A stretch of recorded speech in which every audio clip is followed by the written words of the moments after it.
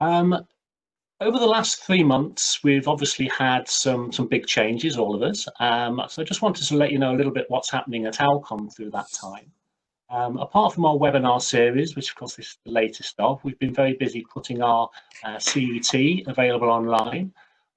If you've not come across that already and you want to partake in our CET events, just email the address that's on the screen, so alcon.professionalaffairs@alcon.com, and indicate that you're interested in the CET peer discussions, and we'll send you information on that. We're having a short break for 2 weeks while we sort of regroup on that.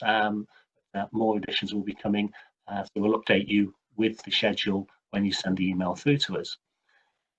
We've had over 250 eye care practitioners through that already, so it's proving extremely popular. Also amongst our new content will be our next webinar in July, where we'll be looking at how you can tell your patients what's happening, your story, telling your story through social media, etc. So coming out of lockdown, how can you increase their confidence in coming out of lockdown themselves? So look out for that in July. Many of you may already be aware that we're also supplying breath shields to go onto slit lamps at our cost to practices that are seeing patients on an emergency basis. And of course, as we come out of the emergency into the essential phase and then into what we might consider more routine, more will become available. So again, please email us at alcon.professionalaffairs@alcon.com if you require a breath shield. And at the moment, we're just sending out one per practice doing emergency care. And as we open up, we'll have more available. So onto our event this evening. We have probably heard many times that these are different and strange times, and maybe we are adapting to these sort of quite quickly now, and what was different is becoming a little more normal.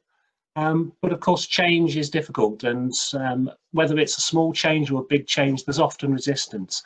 So to help us with that this afternoon, I'm really proud to be able to introduce Jo Cowlin, who's an experienced and intuitive development professional. Rapid adjustment to change is one of Jo's passions, helping the leaders and their teams to refocus and regroup and therefore improve performance as we rapidly adjust to change. I'm not going to steal any more of Jo's thunder from the presentation this afternoon, so it does give me great pleasure to hand over. As I mentioned, please do use the Q&A functions. We want your questions and we'd like to be able to answer those once the session's over. So without further ado, I'll hand over to Jo Cowlin. Thank you. So thank you very much. Great to be here. We've got the next 45 minutes up to an hour with some Q&A. So 3 ways to ensure a smooth transition for you, your teams and your customers. The American poet Maya Angelou said, "We delight in the beauty of the butterfly, but we rarely admit the changes it's gone through to achieve that beauty." Now, the butterfly is a well-used symbol for transformation and change, but I'm pretty sure that we'll never know how the butterfly really experienced the struggle so that we can learn from it. Luckily, there are many models and frameworks out there that can help us all with what we're facing right now. So as Neil said, I'm Jo Cowlin, and I work with leaders and their teams to help them refocusing and regroup so that they can improve their performance and rapidly adjust to change. So we don't know what the new normal looks like, and we've always lived with some uncertainty, whether we have acknowledged that or not. But what I think we do know, or are beginning to realise, is that we're in a very intense phase of multiple changes. And this intensity is calling us to really have a different relationship with change in order to survive and, more importantly, thrive. So over the next 40 minutes or so, I'm going to help you discover the secret to successful transformation, master how you can lead through these 3 stages of transition, and then learn what you can do to accelerate your plan and reclaim your place in the market. So first of all, what I want to talk about is the difference between change and transition. William Bridges is very famous for his work on transitions. And even though the thesaurus may list these two words as synonyms, change and transitions are two completely different things. So change is situational and much more objective. It's more about what is external to us, the change that is external to us. And transition, on the other hand, is a psychological and subjective experience. In a nutshell, the transition is in fact the process of adjusting to the change. And it's the people within our businesses that are the ones that have to embrace these new situations and carry out the corresponding changes that we are all being asked to do in response to the current climate. And the psychological shifts that accompany these situational shifts can be really difficult for people, and they must be managed to have everyone on board. And what I see in many organisations is lots of leadership teams putting lots of money into change management and not always taking care of the what some may call the softer skills and how people adjust to them. So as a leader, whether that is a leader of a small practice or whether you are running multiple practices or even a big franchise, as a leader, it is within your gift to help your people move through these transitions in a much smoother way. Otherwise, they may remain stuck in the pre-change situation from a psychological perspective. And when we observe that, or when we are around people that are stuck, we experience that as resistance to change. But by taking the time to deepen your understanding of transitions in relation to change, and by reflecting on your own experiences as you navigate your way back to a new normal with much more ease, you can help lead your organisation in a much better way.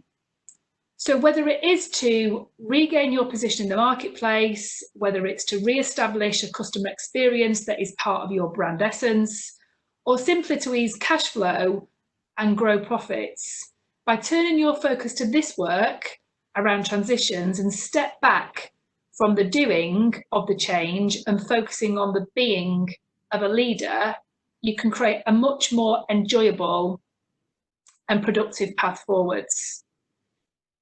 So let's just have a look at the theory of the work from William Bridges' Transitions. So he talks about 3 stages, and this model helps organisations and individuals understand and more effectively manage and work through this personal and human side of change. It's ending what currently is. So, you know, how do we really connect with what we are letting go of, what we are losing? Once we've done that, we can then move into the neutral zone. And then this is the place where it can feel quite chaotic, it can feel confusing. It's an in-between place where you can feel the loss of the old, but are still unaware of the benefits of the new. It's a bit of a no man's land. And in the bigger picture as a nation right now, I think this is probably where many of us are. We're sort of got one foot in one side and another foot in the other. And I often describe this as the messy bit in the middle. You know, a little bit like if you imagine leaving the White Cliffs of Dover in a boat, and as they disappear from sight, you hit that point in the ocean where you can't actually see the coast of France either. And this can be a lonely and a scary place to be. But once you become aware of the new lands in sight or the advantages of the new situation, and you've gone through that neutral zone, then it's time for the new beginning. So in a nutshell, it's a really simple model that just helps you separate out each of those stages of change. And this articulates that psychological response that we have to each of them. And what I want to do now, in my usual style, which is go off on a slight tangent, before I go into the detail of each of those transitions, I do want to talk about endings. And what you will hear is that I'm going to talk about endings in a disproportionate way. And that's because I want to just talk about endings in business and in life in general before we go on to that psychological response that William Bridges talks about. So while the nation might be in a neutral zone, many teams and organisations will still be working through their endings right now. So I think it's a place that is often overlooked or left to its own devices. And if we can access our courage as a leader and as a team and as an organisation, I believe that we can have a better experience in this phase while we're going through the endings. We can actually create good endings, or we can let them happen to us and around us. So whether we like it or not, endings are part of life, and they're woven into the fabric of our life. You only have to go outside in nature and look at the trees to know that there is the season that they're in will also pass. And for all of us to ever get to the next level, whether it's as an individual in terms of our own potential, or whether it is as a business or as an organisation, to get to that next step, something has to end. Life has seasons, it has stages and phases, and we can apply these principles to our businesses as well as to our own growth. So for anything to be new, the old has to end and we have to let go. Just like infancy gives rise to toddlerhood, and then that must be forever moved on from in order to give the independence as a child and then into adulthood. So getting to the next level always requires something to end.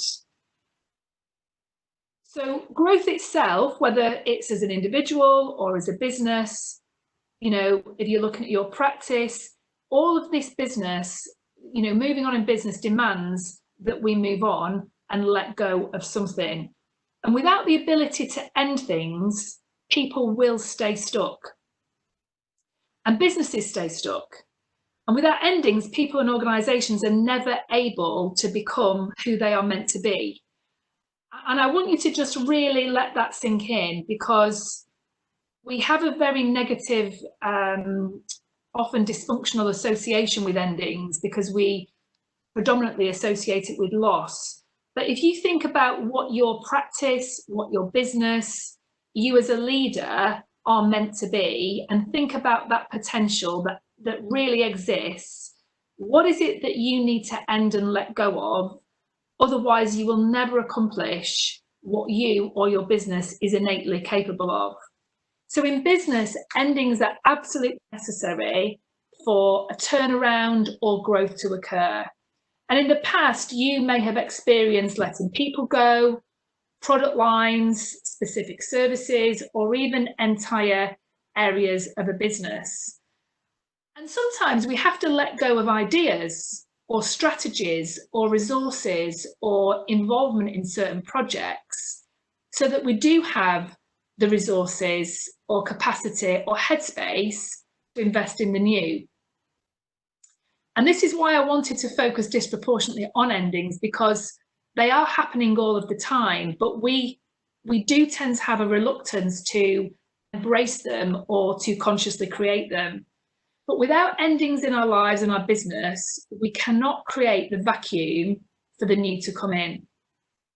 So in your personal lives, I'm sure you all relate to an ending of a friendship or certain activities, a release of commitments maybe, that often signals a new beginning.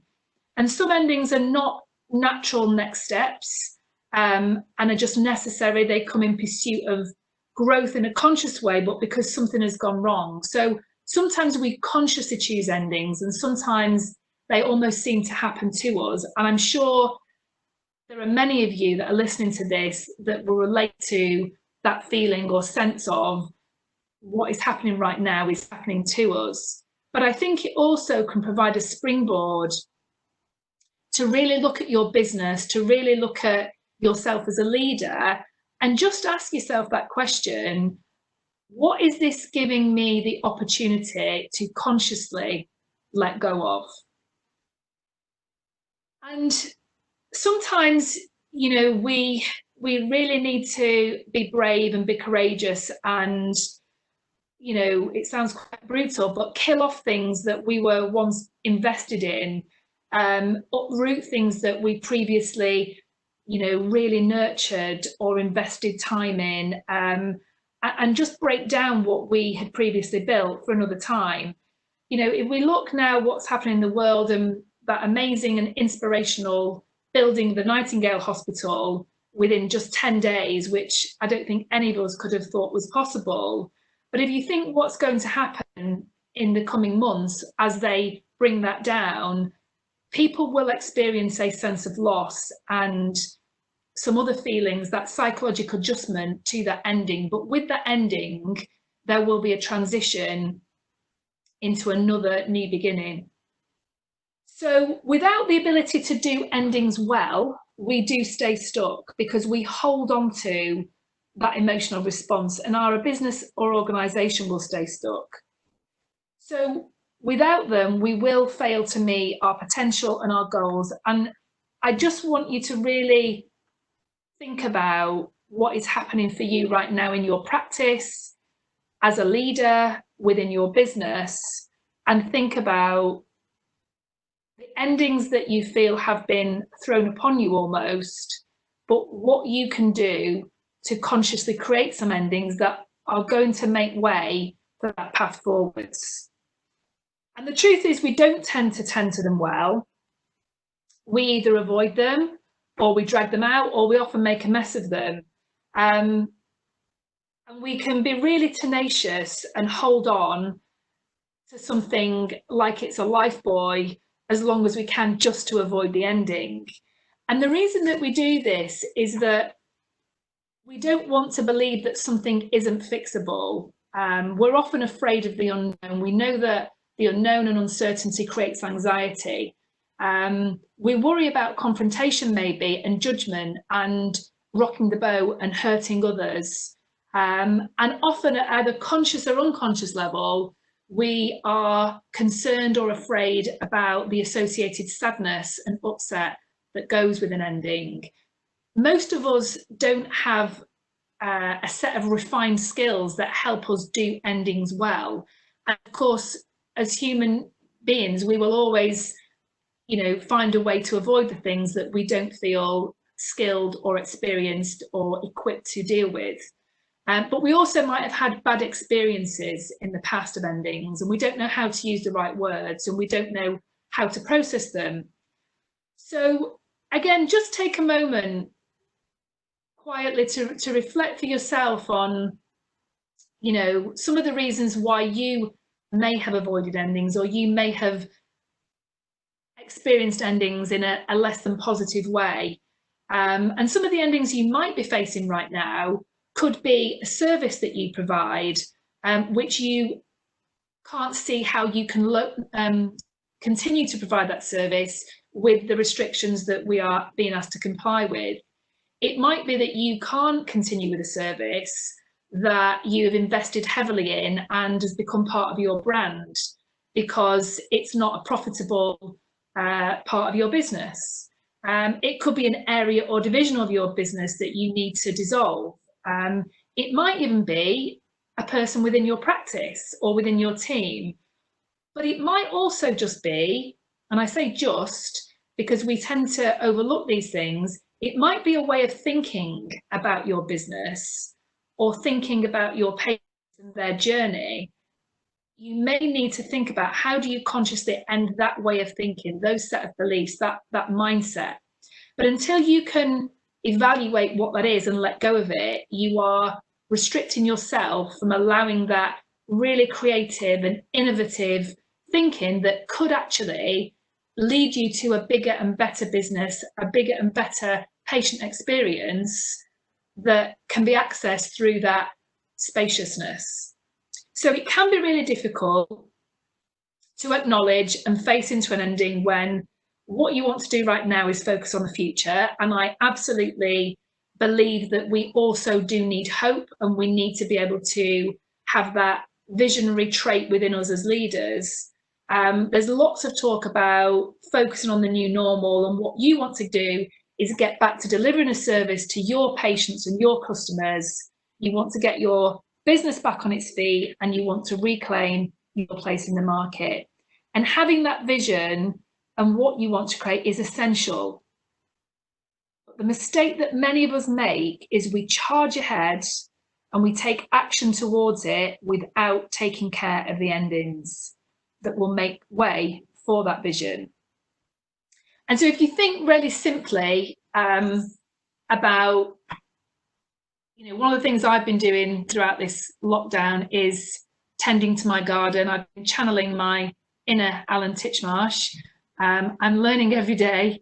But if you think about the notion of pruning in a garden and cutting back your rose bush and your plants and tending to what doesn't look like it will thrive and survive, and it is taking up resources from the ground that could be channeled into something that could become amazing.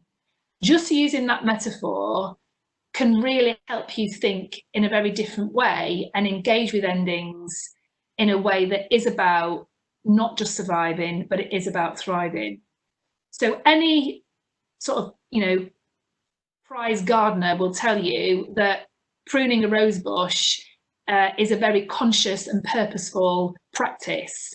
And it is a useful way to think about your business and your services and your products and your mindsets, because if we can tend to the equivalent to the buds or the branches that are not the best, and we can be brave to dissolve and remove with intention and with care the sick ones that are never going to recover, and we get rid of the dead ones that are taking up space for the healthy ones to survive, then this can be a really fruitful experience for the rosebush, but equally for your business.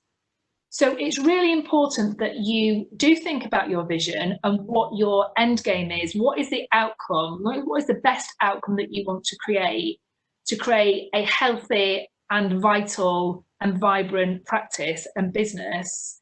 And what are the endings that you need to engage with in a conscious and purposeful way?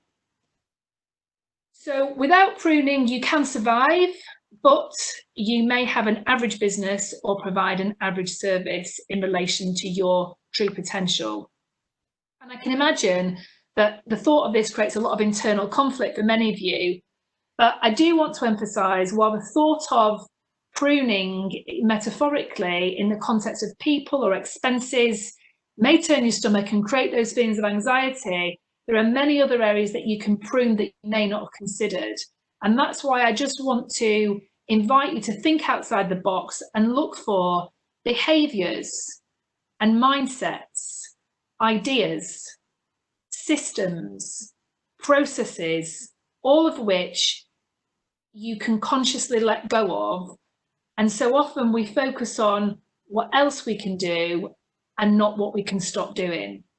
So that's my little diversion from William Bridges, but I think it's important context, because just looking at the model in isolation and looking at endings and letting go, because we are so conditioned that there is a negative experience with endings, I think it can still be easily, even seeing the theory, to sort of scoot on past that. So endings are important, and we need to, as leaders, really help people think about how they process that ending and how they consciously let go. And I'm going to go into some details later of how you can do that. But let's look at the second step. So we've now consciously and purposely processed our endings, and we're now moving into the neutral zone. And as I said before, this can feel very chaotic, very confusing, and it is the second step that comes after letting go, and people go through this in-between phase where the old is gone, but the new is not fully operational. So even on a low level like mindsets or attitudes or behaviours, you've let go of that mindset, or you've let go of the way you used to interact with the customer, but you've not quite moved into the new way of dealing with a patient or dealing with a customer, or signing off a system. And it's really critical.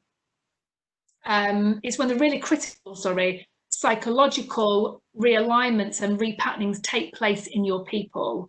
So while they're letting go and moving to where you have visioned and you've articulated and been really clear about what the new normal for you is going to look like in that particular context, this is the piece where people are still realigning their thinking, their behaviours and practicing.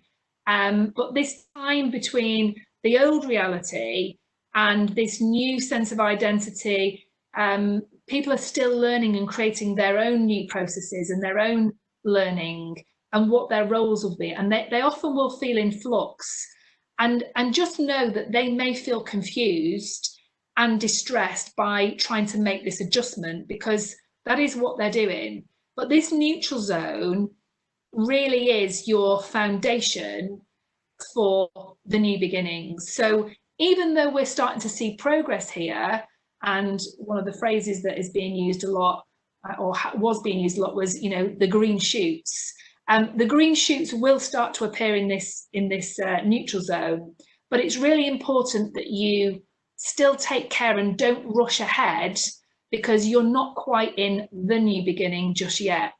So the neutral zone is a kind of limbo. You're on your way, but you're not quite there yet. But it's important to remember that you will be okay, and your team and your business and your patients and your customers will be okay.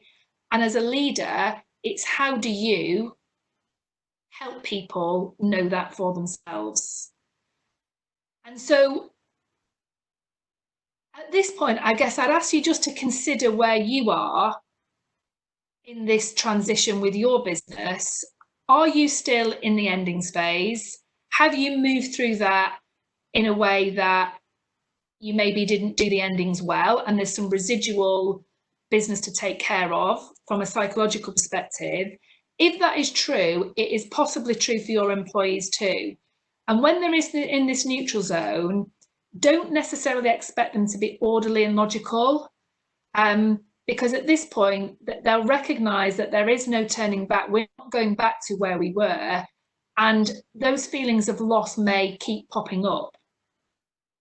So Neil has a poll that I think he can just throw onto the screen now while you continue to listen. You can just fill this in about, where do you think you are on the William Bridges model? Do you think you're already moved into the new beginnings phase, which I'm going to talk about next?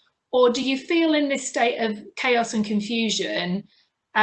Or had you thought you were there? Or really, having listened to what we've talked about, you've probably got some endings that you still need to take care of. So you can just take some time to answer that, and we'll come back to it in a second. So where are you personally on that model? So let's imagine now you're moving through this transition in the middle, and you're moving into the new beginnings. This is where people become much more receptive to learning and behaving and being different. And the new beginnings involve not only new understandings and new knowledge, but also new values and new attitudes. And what you will tend to see here is this, I guess one of the indicators that you will see is where you'll see this sort of marked release of energy, a new renewed sense of energy in a new direction. And you will feel, often on a visceral level, this sense of a fresh identity as a team or as an organisation or as a practice. And well-managed transitions, because today is all about how do you as a leader manage this transition and lead people through it. And well-managed transitions allow people to establish their roles here with a real understanding and purpose. And because they start to reconnect this sense of purpose, the part that they play, how they contribute and participate, they feel reorientated and renewed. So when you get that as a collective, this is where we do get this new sense of energy. Because all of a sudden, you know, that connection to purpose, knowing why you're here, and more importantly, why am I now behaving in this way? Why am I now being asked to do this in this way? By connecting to that bigger why and something greater than yourself, people, it's very energy giving for people. And it's often why people leave roles and organizations, is because they've lost that sense of purpose. So beginnings are strange things in that, you know, theoretically we can talk about them and they can seem very exciting, but people do fear them at the same time. So just be aware of that, that whilst, you know, as a leader, you may be a lot further on in this process than your team, they may not be where you are because you've had time to make that transition psychologically in your mind, even if it's playing something out theoretically than where they are, and they may take time to catch up with you. So Neil, what results do we have? I can only see the poll here asking me to submit, so I don't know. Yeah. Or you don't count. I don't count. Well, interestingly, scores on the doors. There's a majority of, got over half people responded there. We've got a majority sitting in the new beginnings, so already transitioned quite a bit, with around about sort of 60%, and just over 40% sitting in the neutral zone, taking up the rest of the book. So most people getting into B or C.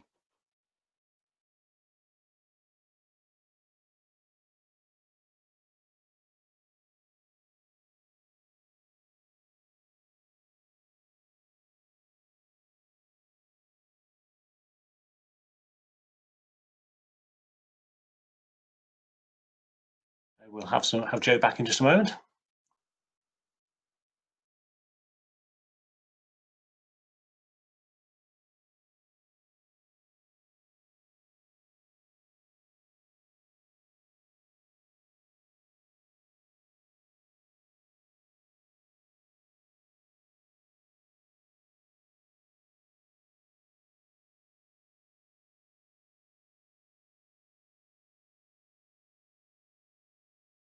Indicator,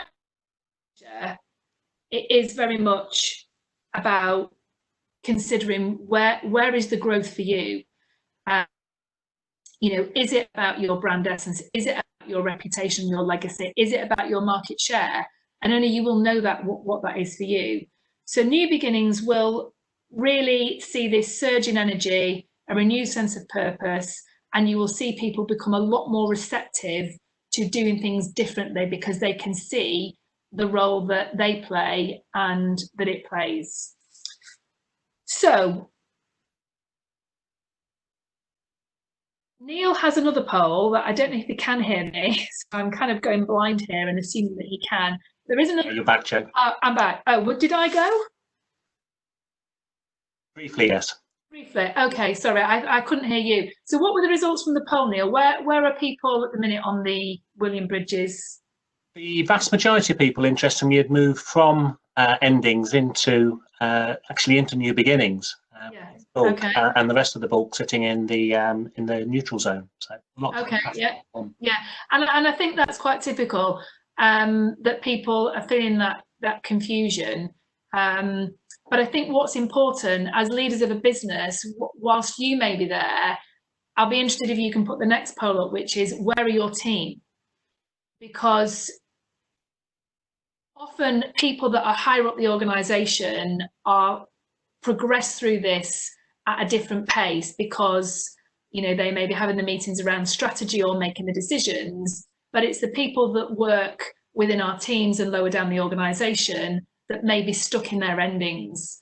So it'll be useful for all of you that are now in the neutral zone is to consider your own experience of moving through endings into the neutral zone and what is it that helped you move from one to the other. Because if you can connect what that was for you, it's going to give you a much greater insight into how you might help people that may be stuck in your organisation. But I think going on a step further from that, and I think this is another piece that people miss when they're in customer facing businesses, is the more you can be aware of yourself and therefore help your team, it means that they're going to have more of awareness to guide your customers and your patients through their stuckness. Because what I'm seeing at the moment is a lot of sales teams are moving back to, because I work with a lot of people in the pharmaceutical industry, so the healthcare professionals are their customer groups. And because of the way they have been redeployed and shifted around, they are not in the same place as the people that are standing in a commercial position. And one of the things that they've recognised that they're going to need to do is they're going to need to guide, as part of their role, they're going to need to guide their customers and help unstick them and ease some of their resistance to moving into that neutral zone so that they can all move together to the new beginning. So it's another thing for you to consider is, where are your team? How can you help them accelerate through their transition so that they are more equipped as they bring patients back and they bring customers back into your practices? How can they be more aware in the way that they engage with your customers and their customer experience, so that any resistance that comes up for them about, well, this isn't how we used to do it, this isn't what used to happen when I came in, how can they put some really empathic and clear language into that customer experience to guide them into your new way of being in your shop or your practice? So Neil, what's the outcome from that poll then? Quite interesting, some differences. Most people feeling that their teams are sitting in the neutral zone, somewhere in the region of around about sort of 30–40%. Yeah. And a smaller percentage, but the second is in endings. So in quite a different position. Yeah. Okay, great. Just useful to know where people are. So I hope that the sort of diversion on endings was useful for people to think about in a slightly different way. Let me just close down that poll here. Okay, so the question is, what can you do as a leader? Because that theory is all well and good and may or may not resonate with you.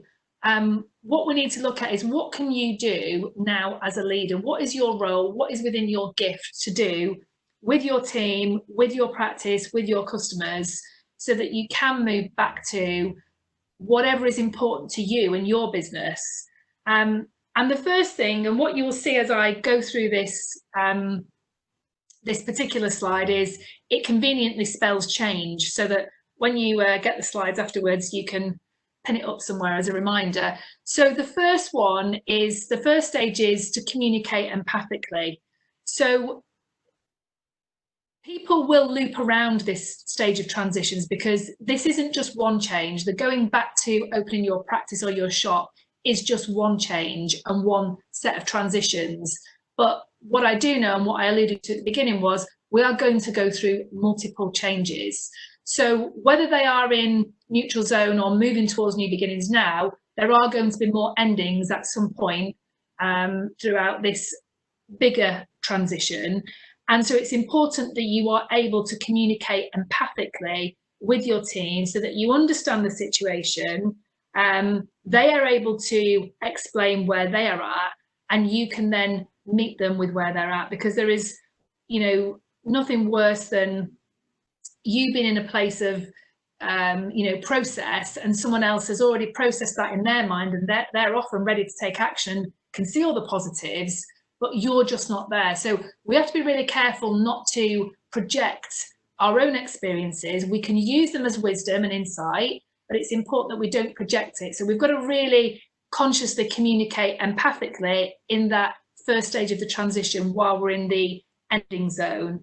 And the other thing that we need to do here is hear others. And there is a difference between listening to what people say and really hearing them.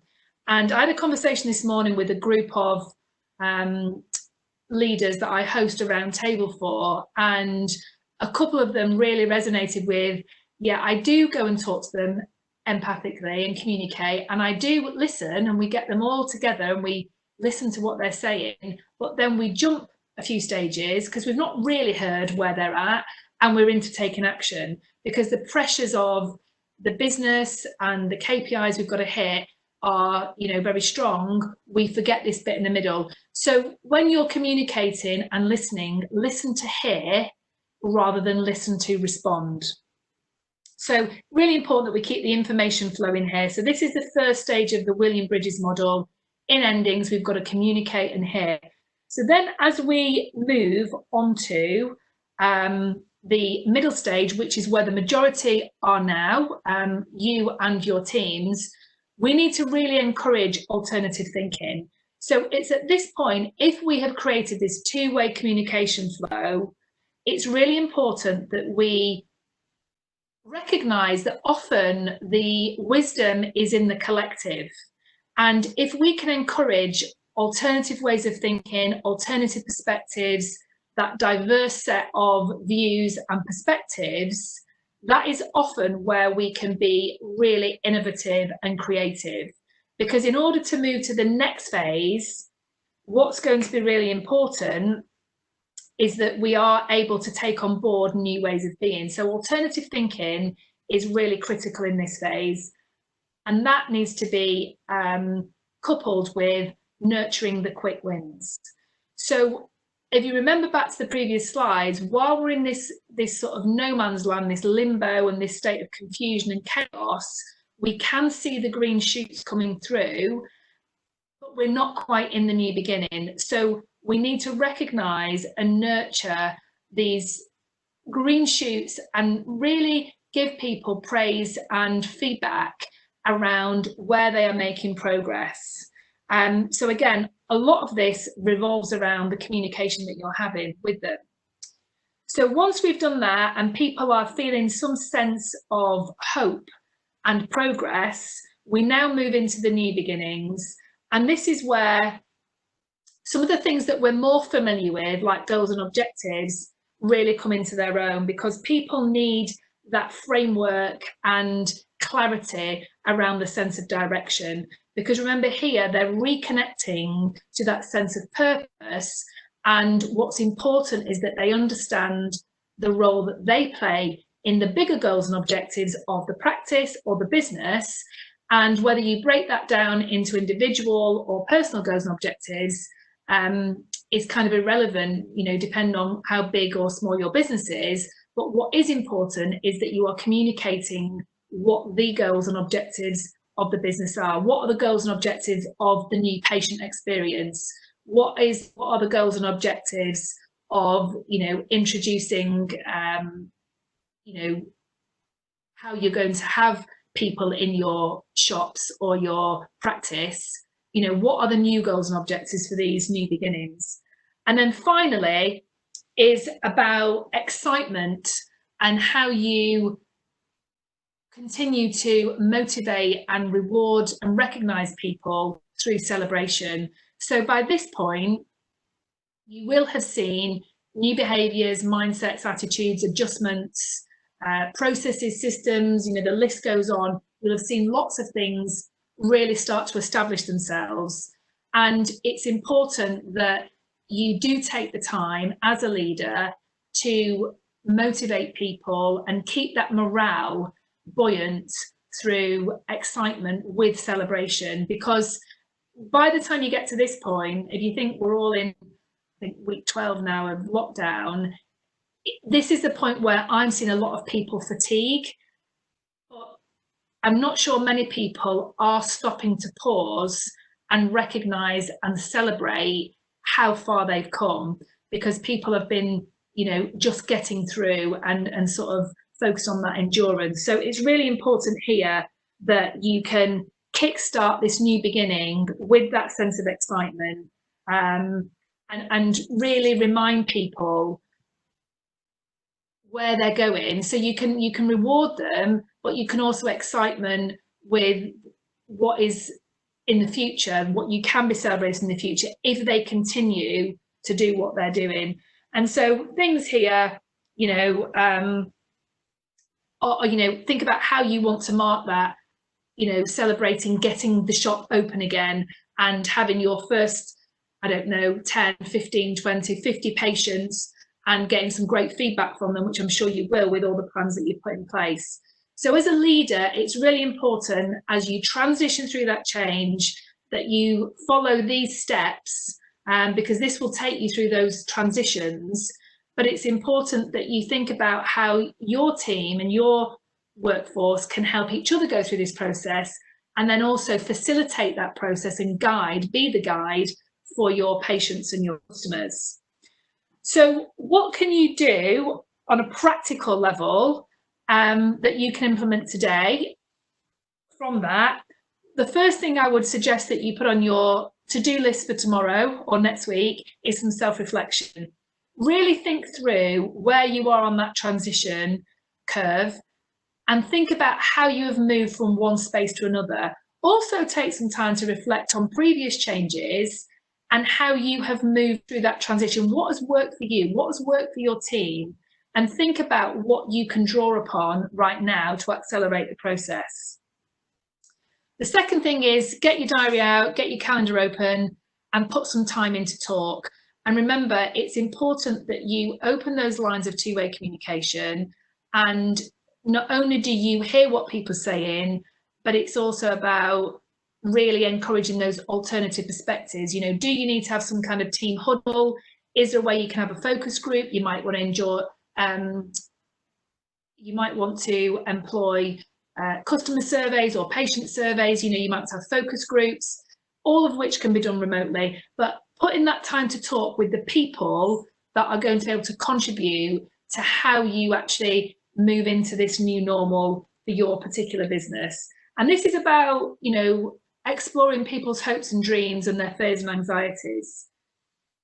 The next thing I would suggest you do is think through or reflect on previous activities that you've used to help yourself let go of endings that may be residual, because whilst lots of you are saying you've moved into this neutral zone of confusion and chaos and are moving towards this new beginning, what you may find is that some of these residual endings were not maybe carried out as well as they could have been, or with as much conscious intention. So think about some activities that you can do with your teams when you have this time to talk, or with your customers or patients, and think about how you can help them move forward.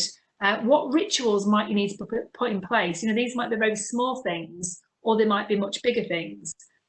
The next thing you can do is get creative. And this is one where, you know, lots of businesses right now and organizations are talking about a more collaborative culture.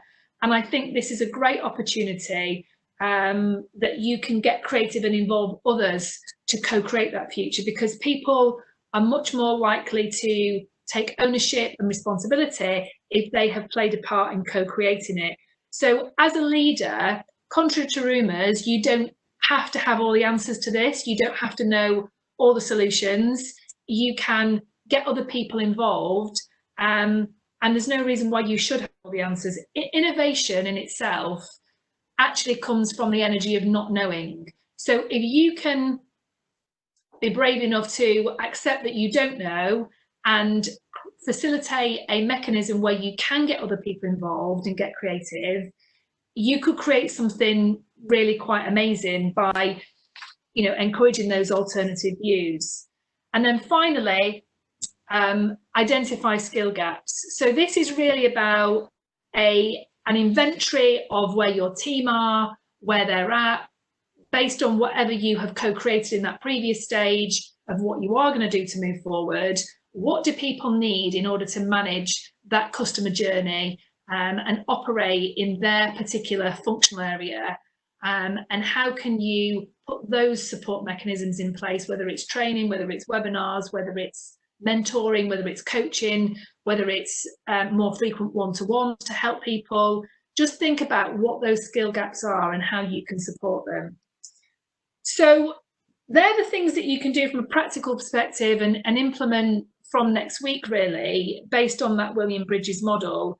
So I think in summary,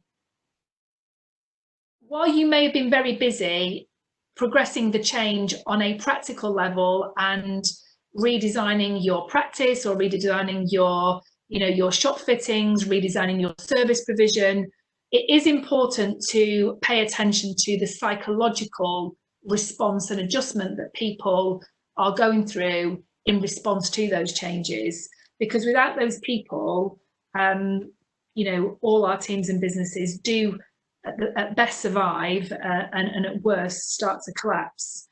And I started with a quote and I'm going to end with one from, I'm sure everybody is familiar with Oprah Winfrey. I know she's been very present in social media in the last couple of weeks. And the quote that I want to leave you with is, we can't become what we need to be by remaining where we are. So if you have, we're going to go into a Q&A now, but if you have anything that you want to contact me about, or any information that you need, or any resources that I can redirect you to, then you can connect with me on LinkedIn. My email is there and my website is there. And I think Neil may have been monitoring the questions that you can submit through that mechanism. And any questions that you have, I'm really happy to answer. If I can. Brilliant. Thank you, Jo. Thank you so much. We've got a couple of questions here, first of all. First one is, it links back to the previous slide and the steps that you were showing there, but it's quite specific. How do you manage the new normal? So one of the new normals that we're going into in practice is that sort of appointment only. I guess it's the pointing towards the clinical side of the business rather than the whole package. When a lot of the long-term staff may view that as being poor customer service. Yeah, I mean, that's a great question. And obviously, I am not an expert in the work that you do on a clinical level. However, I think, you know, if you take that as a generic piece, that is often a conflict that comes up where people feel like they are going to make a compromise in what they can do because the new normal isn't, in their world, in their thinking, going to be as good a service. And that's a great example of a mindset and a belief that we need to end. So there's a belief there which is limiting that ability to embrace that new normal, because the belief says it won't provide as good a service. I guess what I'm suggesting in how we consciously approach endings with things like mindsets and attitudes is that if we're able to let go of them and find a more enabling mindset, what is actually possible is that we could provide a better service. And the reason I say that with confidence is because I had a belief that I could not provide workshops based on the type of work that I do remotely. And for years I've resisted moving this way, but having been forced to do it in the last 3 months, that has really challenged my beliefs. But if I had really explored that beforehand and let go of the notion that you can't provide a workshop that is brilliant online, I could have opened myself up to more creative ways of interacting with people beforehand. And I think this is a parallel. So I think it's about having that conversation with people.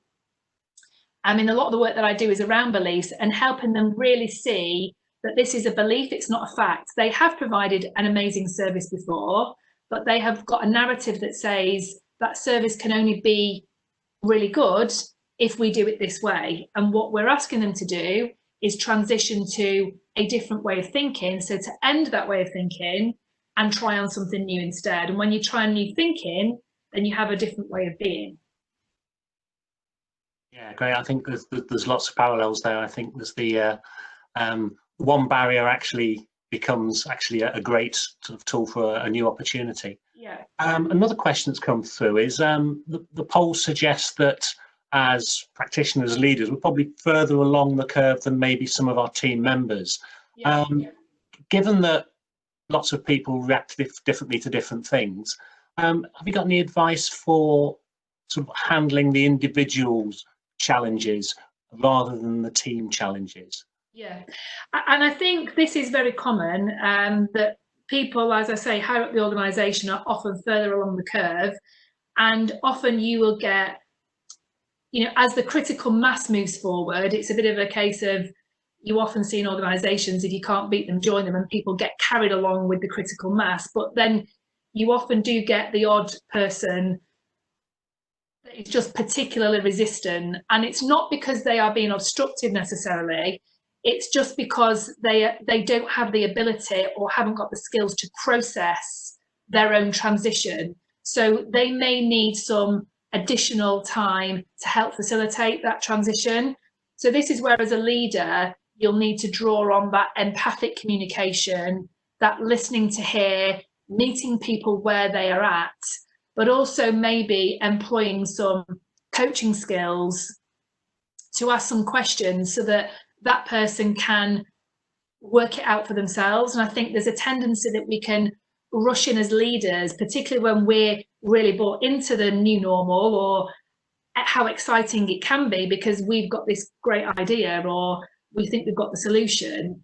But actually we have to help people get there and process it in their own way. So meeting people where they are at is a really important skill to employ as a leader. And it's something I learned the hard way. Being an optimist, I would often oversell my idea and try and convince someone that it was the right thing to do to move them along the curve. But actually, whilst it feels counterintuitive, to slow down and meet people where they're at allows them to come forward for themselves and they can get their own insight. So I think curiosity, empathy, meet them where they're at is what I would advise someone to sort of really focus on. Fantastic, thank you. I think we've got time for one more quick question here, and that's kind of pointing towards the new practices of having rotas and spacing people out and social distancing. How to manage staff who struggle working alone? So they've been working alone because because of the rotating has got to force a social distancing. Yeah, this is another really good question. I think one that's coming up in different ways for different people. Again, this morning at the roundtable discussion, we had somebody talking about, but I don't think my sales team are going to cope with doing virtual. They like to connect with people. And I think what's important is, that skill of unpicking. So we all have psychological needs. And so people that don't like working alone could be for many different reasons. It could be they're unsure of themselves, they're not very confident, they like to have that reassurance, that external validation. It could just be that they have an extroverted personality and they enjoy that sparring and banter and interaction with many people that gives them their energy. So I think the first thing is not to assume what it is why they don't like working alone or why they're struggling with it. So again, it comes back to be curious, help them get their insight. What is it that they are struggling with specifically? And then asking them the question, what is it that they need to move one step towards better? Because what we know we can't change is, at the minute, is the social distancing. But if they understand better what it is that they're craving or what is that they're missing, we can then start to explore what the different criteria is for that. So it's the 7 questions on there, so you may need to scroll down, but if I can leave you with that poll, and we look forward to seeing you again very soon on our next webinar. Thank you very much. Thank you, Jo. Thank you, Neil. Thank you, everybody, for listening.